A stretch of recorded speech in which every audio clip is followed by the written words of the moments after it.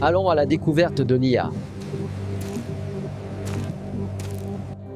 Quand un symptôme apparaît, le pire réflexe, c'est de paniquer ou de scroller pendant 1 heure. Aujourd'hui, je te montre comment utiliser la IA pour t'organiser sans te faire peur. L'IA ne remplace pas un professionnel de santé. Elle peut t'aider à structurer tes symptômes, préparer ta consultation et repérer des signaux d'alerte. Mais elle ne pose pas de diagnostic. Et si tu as un doute sérieux ou un symptôme grave, tu contactes un professionnel immédiatement. On fait tout ça là, on cherche au hasard et ça amplifie l'angoisse. La solution, c'est de transformer ton ressenti en information claire.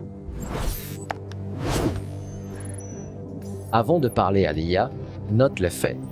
Même 2 minutes suffisent. Plus c'est précis, plus tu seras clair. Et moins tu laisseras la peur inventer des scénarios. L'objectif n'est pas que l'IA devine ce que tu as.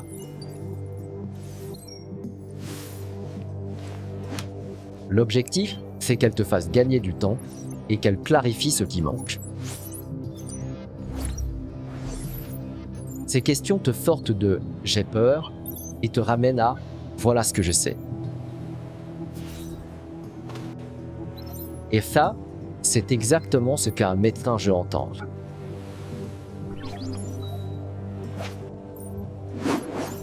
L'IA peut lister des signaux d'alerte, mais elle ne peut pas te voir ni t'examiner.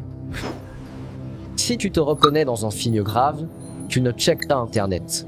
Tu contactes un professionnel.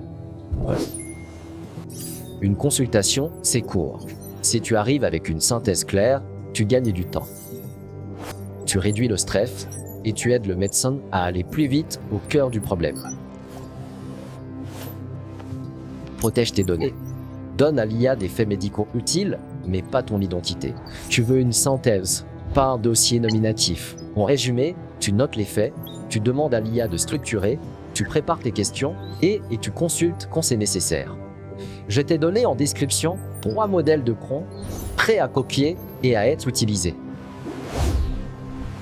Abonne-toi et on continue à rendre l'IA vraiment utile au quotidien.